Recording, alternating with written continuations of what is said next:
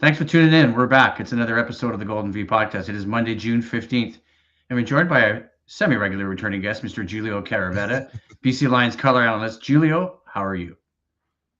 I'm good. Thank you very much for asking. I won't lie, I was a little tired yesterday after the trip. We usually get home pretty late after a game, and so it was nice to chill out yesterday. But back to normal today, which is nice. Practice tomorrow at the Yeah, out in Surrey. So sorry. we're gonna get into a few things, and I've got a Hamilton depth chart. You should be able to see it because I pulled it. But I want to talk about a couple things because obviously Saturday's game maybe ends the way we didn't want it to, but also it kind of felt like a same feel as last year's Western final. I agree. I mean, it was a little frustrating at the end. I think a few things leading up to that. Probably, I know I was very, very frustrated with the pass interference call on Yeah, in what, 2nd and 20. yeah, Um, and I thought that the hit at the end of the game on Nathan Rourke was pretty high into the head. Um, but I mean, that's my job, right? I'm allowed to do that. I think from the Lions standpoint, given some of the injuries yeah, that occurred, losing Seven McGee early on and then losing Javon, yeah. and Yeah, basically having to go with James Butler, Xander Horvath, and Riley Pickett and Jacob Bond. I mean, like, they went as far as they were going to go with that lineup, right? Like, it's you could you take away probably a big chunk of what they do. So all that being said, I think for a week one performance for both these teams, Trevor Harris was, yeah. he was lights out. I'm Yeah. sorry, you gotta tip your hat to Oh, Trevor, no, because no, no, no, no, yeah, no. he And I was think he about was that. he was Yeah, outstanding. He that was play at the end of the really, game, that one pass at near the end of the game that yeah, basically set up their touchdown. I'm like, yeah, oh, and yeah. then Nathan couldn't counter it, right? You mean, and what I, as a fan, as I look back, right, you get emotional about the game. Obviously, I want the Lions to win, but as a fan, this first couple of weeks has been unbelievable, and the quarterback play has been at another level. Yeah, You got Davis Alexander and Chad Kelly going toe to toe in Montreal, and then Bo Levi and Zach, and then you've got yeah, Trevor Harris and Nathan. They all put on shows. So yeah, I think we all agree that the Western Division, and maybe right across the Canadian Football League, it's going to be very, very tight yeah, right down to the end. yeah. And one of those things I was thinking about, and maybe it's not the right. Well, I mean, it could be the right question. When you watch Trevor Harris's performance and you watch what he does and you think of his age and maybe that's not a factor, how do you as a team down the road? I mean, it's only a couple weeks into the season. How do you get access to Trevor Harris, or can you, given the way that Saskatchewan team plays? Because I'm Well, kind of you mean, wondering that, you right? mean how you disrupt him? Yeah, Oh, disruptive. wow. You mean that's one of the things that the elite quarterbacks are so good at. Yeah, And especially Trevor's, because Trevor's not a runner. I mean, Trevor's right. not going to beat you with his feet. Yeah, So, I think really the only hope that you have is what you got to try to do is you got to, and when the Lions did this, I think they had success, especially in the second half. You got to limit them on first down, yeah, and you've got to take away his first read, because if you are soft, or you're playing, simple zone coverage, he's too good, he's too accurate, he's too smart. And yeah, so he'll just pick you apart underneath. And then you saw the example of what yeah, most teams were going to do is, well, we can't sit back and just let it happen. We've got to attack him. And then when you attack him with blitz, he goes to where he's supposed to go with blitz. And yeah, that's just great quarterbacking, right? Like yeah, I mean, the people say, well, there was no pass. Well, the guy's getting rid of the ball in a second and a half. How do you get to him? You can't, right? It's yeah, next to yeah, impossible. And it's like yeah, Nathan, yeah, right? It's all the elite quarterbacks. That's what they bring to the table. yeah, They're very, very smart um, quarterbacks, and they know yeah, what they're going to be. I mean, they know what you're trying to do, and if they're on their mark, they're tough to slow down. yeah. Yeah, I mean, that was a question I was kind of thinking, right? Because it's a challenge for any defense. It's a challenge for the Lions defense. I don't have it in front of me when they play Saskatchewan again, but I mean, a lot of those a lot of these things are going to come up, just like losing the Western Final Yeah, doesn't have the yeah, same implications as this game, right? I mean, this yeah, is the and first game of the regular season, but I mean, it's going to come up again now, and it feels like it's becoming a real rivalry with Saskatchewan, and it's going to be like, is BC going to get a turn to beat these guys? well, I mean that's professional sports, right? I mean Yeah, that's every team yeah, is trying to do the same things that you are, right? yeah, There's yeah, I mean, that this is what happens. The same happens to most teams that are going to come in and try to face Nathan Rourke, right? yep, Uh, the yep. one thing is that you've got to try and disrupt him and take him off his mark and try to, you know, get things going early on, because you saw what he was doing in those first few drives, man. Oh man, he couldn't miss. Yeah, And I was yeah. sitting there going, my God, like, but you guys, I just like as a guy who used to try to play that position, like the way those guys Try read. to play. Come on. Well, you mean the way they read and the way they anticipate. Yeah, I mean, that's yeah, just I know. years and years of experience um, on the field. And again, I don't want to sound like I'm repeating myself, but I mean I know, I know. that's elite quarterbacking and Yeah. at its finest. So let's talk about a few things, because obviously one game, and we've talked about this on past shows too, right? What things went right? Because a lot of things went right, even when the end result Yeah, wasn't a win. What went right? I mean, obviously the start in the first half was not great. yeah. They were behind early. I was looking at my phone. I watched the second half, and I definitely zeroed in to watch the fourth quarter, Hmm. right? And I saw the difference on the last drive for Sask to get the touchdown to go ahead, and then for BC to try to do the same thing, and they couldn't do Hmm. it. What went right for BC? Well, I think I mean, they got off to a slow start. I think the resiliency of the team, I think, really impressed me. How they battled back and didn't give up. Yeah, Um, this team, they have a good team, they do. and they got exposed a little bit by a veteran, elite quarterback.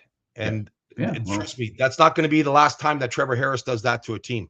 yeah, So what you got to do is, I mean, the big part of this whole equation, and I think it's right across the board with every team, is how do you sustain injury, right. right? And that's going to happen through the course of a year where you're going to have guys get hurt. And how are you able to sustain that and be able to bring guys off your practice roster, have guys move into your lineup, and not miss a beat? I don't know. We're going to find out tomorrow about the status of Javon Cotoy and Seven McGee. That's a I lot. know there was a couple other guys that were nicked up, but it's going to be interesting to see how Ryan McMaden has to manipulate his roster in order to, you know, to get it back up and going, because clearly there's going to be some new faces. Yeah, yeah, So, yeah, but as far as your question goes, what did they do right? I mean, there's a lot of things. I thought that they rebounded very well in the second half against Trevor. Like, they had their opportunities, and Ronald Kent, I'm sure, is kicking himself. He had an opportunity in the end zone to have an interception yeah. I that saw probably would that. have changed the Yeah, I course of saw the that. game. And Yeah, Michael Couture unfortunately took a personal foul there when they made a big play at the end of the half to Stanley yeah, Berry that would have probably led to points.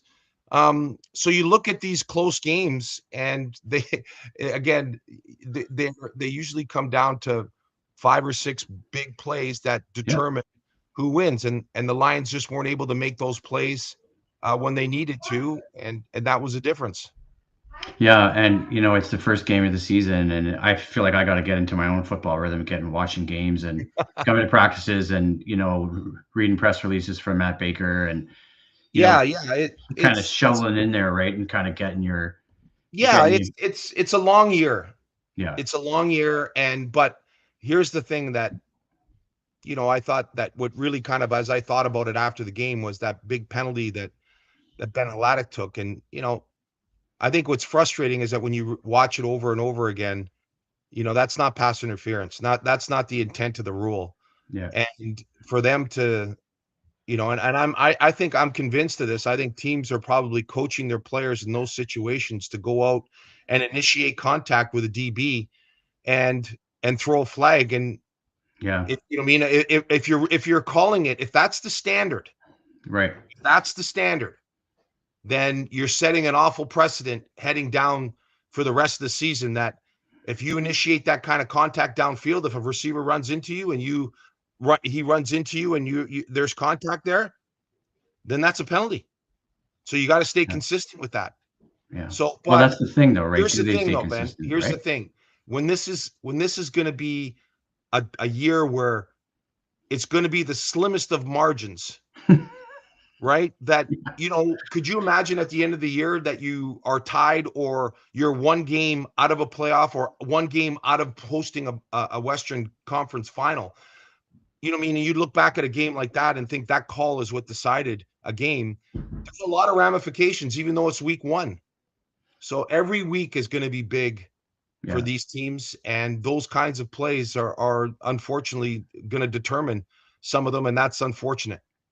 Well, I was going to say until next year's schedule takes hold, and then we have the new playoff format. But let's not get started. Let's not get started on that. That's a whole other. That's next year.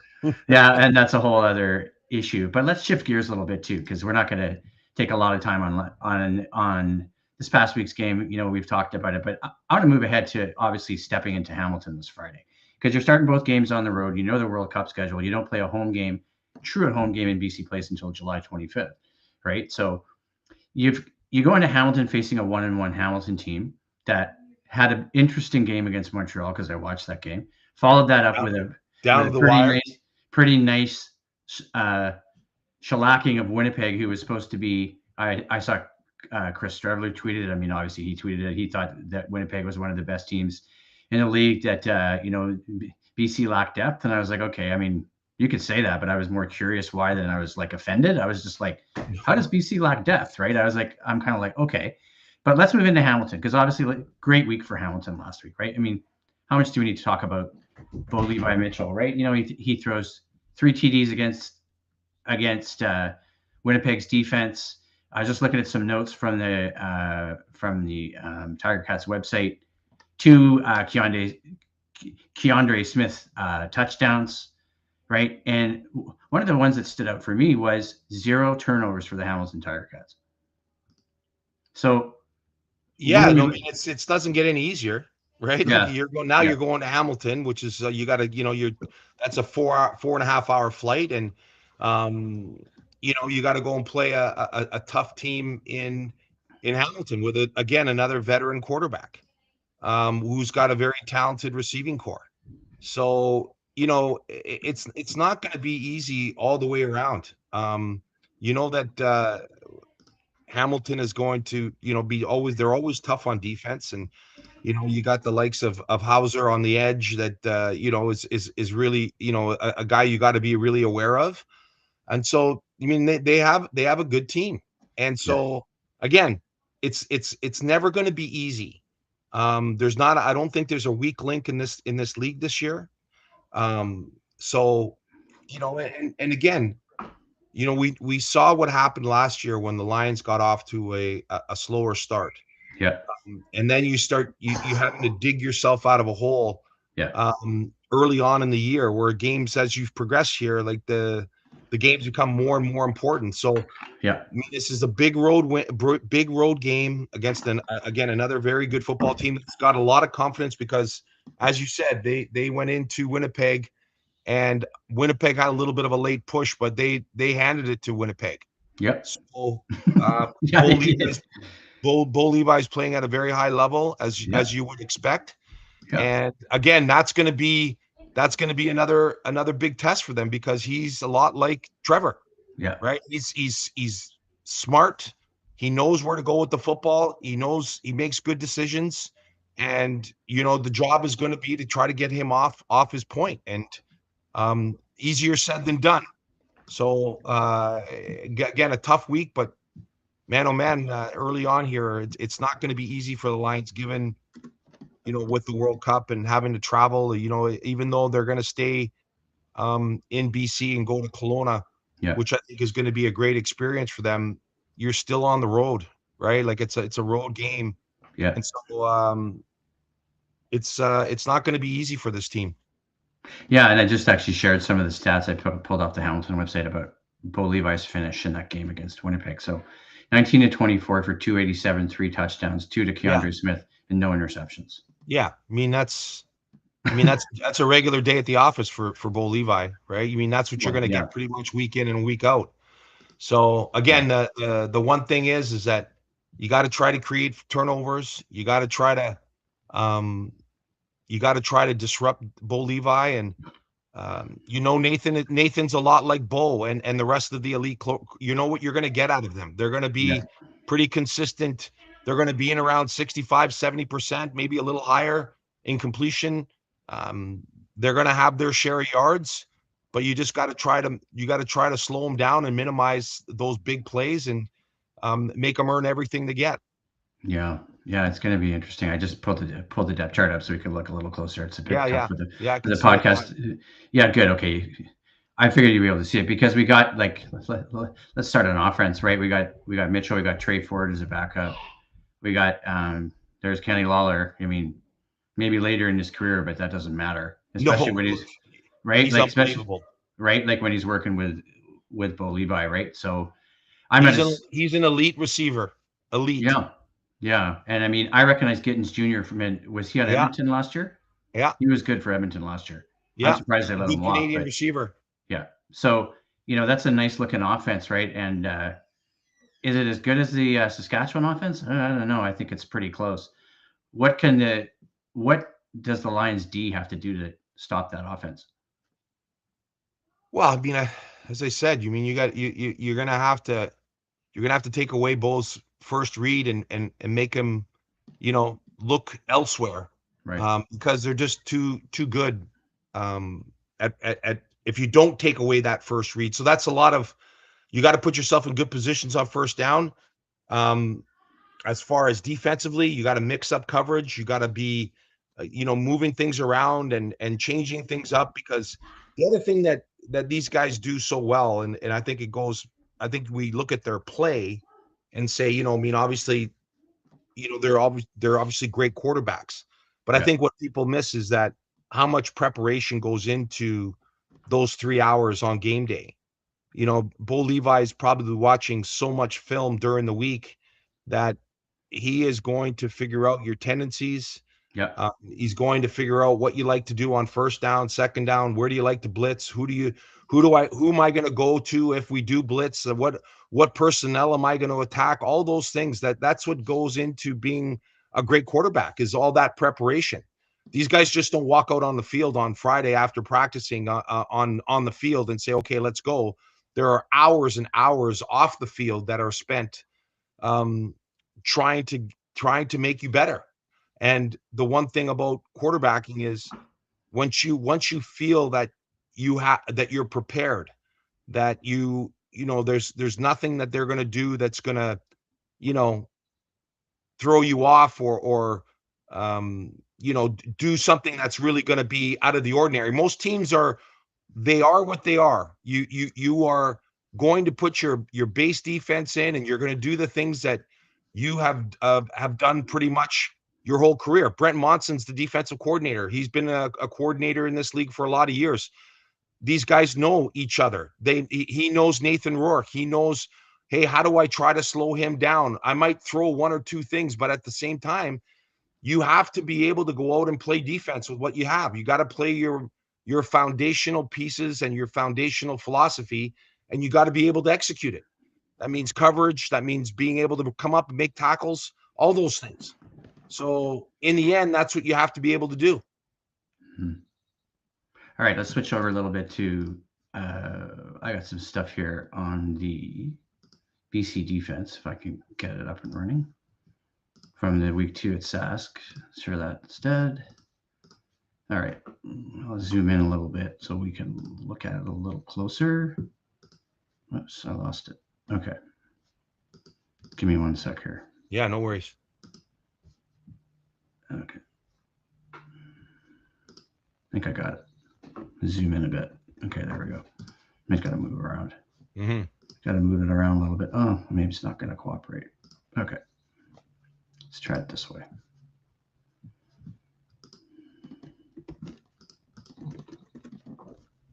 There we go. Take a second here. Just taking a second to get no this roster up as everybody's who's listening to the podcast. So there's last week's roster. against Saskatchewan. So I talked to TJ a lot last week about breaking down a lot of the roster and a lot of the moves, a lot of the plays. And one thing TJ really taught me that was really valuable was he gave me a lot of insight about a guy like Jevon Couture when he was not playing for the team last year, that meeting TJ. And we were just texting about how he said, this is what a guy like Jevon Couture really brings. So now I'm starting to really understand when Couture is not in that game, what that really means to BC. So we're going to find out if a guy like Couture plays this week, I guess soon. Yeah, well, Jevon is he's a very unique athlete in the sense that, he's what is he, 6'6"? He's 250 pounds. He's a fantastic athlete, good speed, good hands, all that kind of stuff. And he's a very good blocker. He's the kind of guy that, he's like a sixth offensive lineman when he's in there because of his ability to block. And then his ability to release and get upfield or that's what makes Jevon. So Yeah. when you don't have that piece, um, he's hard to replace in the sense that, a lot of the other guys that you can bring in, um, they're not the same kind of athlete. Yeah. Right. Like So Senecal who's and the Montanak, like the Montanak, the first round right? pick. I mean, he's Yes, still I on the remember injured him. list. I don't think he's going to be able to. So it's going to be interesting to see. Like, I'm wondering whether or not they bring back Hergy Mayala. Mm-hmm. Um, as far as he had a really good training camp, he's Canadian. I don't know the extent of Javon's injury yet. So until I see that, then and see practice tomorrow where they are as far as their personnel, that's going to give you a pretty good idea of the extent of their situation as far as injury goes. So, you look at Seven McGee too, right? He's going to pop out of there now. So, you know, who comes in for him? They've got a few guys on the practice roster that they could that they can bring up, but he's McGee's also your primary returner, right? Yeah. So is it Yeah. going to be Holden who comes in off the PR because he has some return experience? Yeah. Um, yeah, we'll have to wait and see. Um, but yeah, those are two big injuries. Jevon is this team really suffered when he was hurt extended. He was in that had the extended injury last year because you got to change a lot of different packages because he's such a valuable blocker that Yeah. now you got to bring a guy in to block because that's what he does. So when you start to change personnel packages, so you have Jevon in the game. If you run or you play action or you pass, Jevon's capable of doing all that stuff.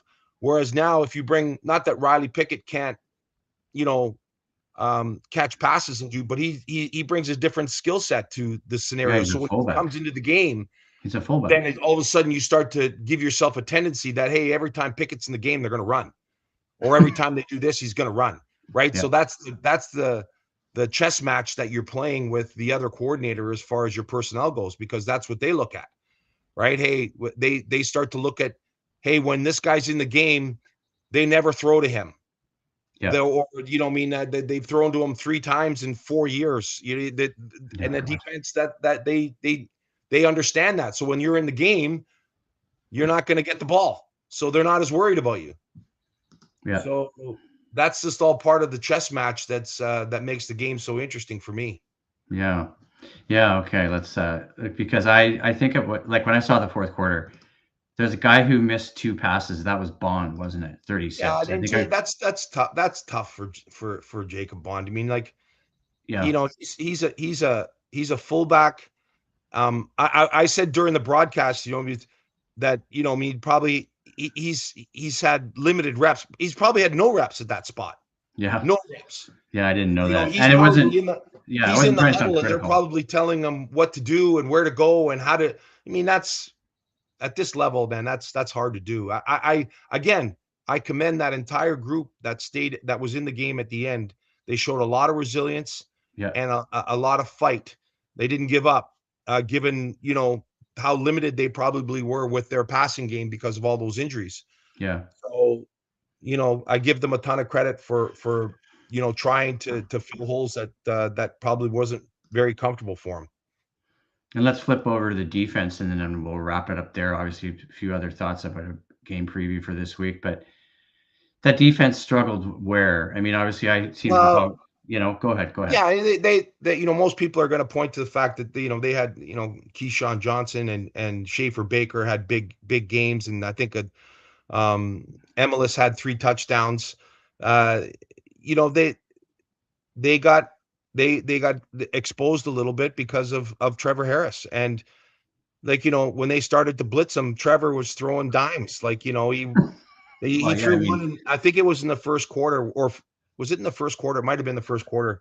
I think it was Schaefer Baker that caught one. I think it was Tyson Russell that was all over him, or it might have been Ronald Kent. I'm not 100% sure who was covering him, but yeah, I mean, they couldn't have covered the guy any better. And he drops a corner route 40 yards in the air, and puts it in the only spot that you possibly can along the sidelines for the catch. And that's when I was saying to myself, holy cow, he is on point today. So yeah, that's not an excuse either, no, right? They need to be better. They need to be able to cover better.